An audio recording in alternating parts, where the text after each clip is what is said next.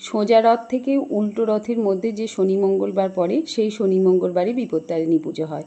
তো রথের পরের দিন পড়েছে এবছর শনিবার, তাই শনিবারের দিন আমার মামার বাড়িতে বিপত্তারিণী পুজো হচ্ছে। মামাদের রাধা গোবিন্দ মন্দির আছে, এই রাধা গোবিন্দ মন্দিরে বিপত্তারিণী পুজো হয়, আমরা ছোটোবেলা থেকেই দেখে আসছি।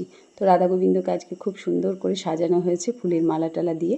আর নিচে এই যে পাটাতে এখানে বিপত্তারিণী পুজো হচ্ছে নারায়ণের সামনে, নারায়ণশিলা, তার সামনে চণ্ডী দেওয়া আছে, এতেই বিপত্তারিণী পুজো হচ্ছে। তো আমার মামার বাড়ির এই মন্দিরে কিন্তু সব পুজোই হয়। আমার মামাদের জেঠতুতো খুড়তুতো মামা মিলে, আমার নিজের মামা মিলে 5টা বাড়ি আছে। সেই 5টা বাড়ি থেকেই 13 ফল 13 ফুল ভোগ টোগ সমস্ত কিছু দেওয়া হয়েছে। আর এখানে মামাতো বৌদিরা, আমার মা মামিরা, মামাতো দাদার মেয়েরা সব বসে আছে, আমরাও আছি। তো পুজো দেখছি আর কি, পুজো হচ্ছে বিপত্তারিণী।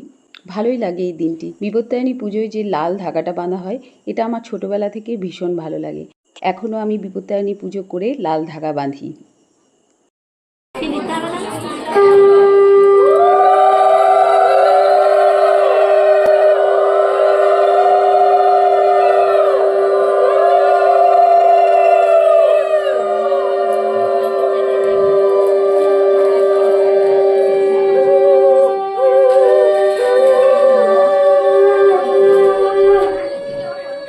পুজো শেষ হয়ে গেল। বিপত্তারিণী পুজো করতে তো অনেক সময় লাগে, বেশ বেলা হয়ে গেছে। তো নাট মন্দিরে পাড়ার সব মহিলারা বসে আছে, প্রসাদ নেবে আর ওই যে লাল সুতোর ধাগাটা বাঁধবে সবাই, তার জন্য। তো বেশ অন্যরকম কাটলো আজকের দিনটি, ভালোই লাগলো।